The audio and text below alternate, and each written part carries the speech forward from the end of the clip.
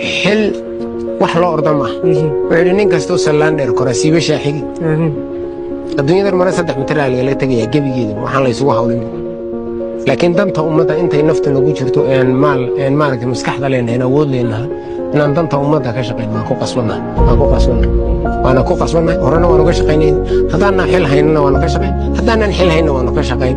سياسته مارك ونعم كبي حاش وتهدو أديك سنة سيد أمتها دو أديكس أنا أدوين هذا أمتها دو أديكتو أنا الحل هاي سالة ما بقى ummadda inaan u adeego inaan xil hayo laygama baahnadin inaan miskiin sadaqa siiyo amba qof dhibaataysan taakuleeyo amba ummad hawaalaysan wax la qabto amba dhalinyar soo qalan jabisay aan way of maaragtay entrepreneurship shaqo abuur samaysanay inaan qabto inaan xil hayo kuma xidhno ku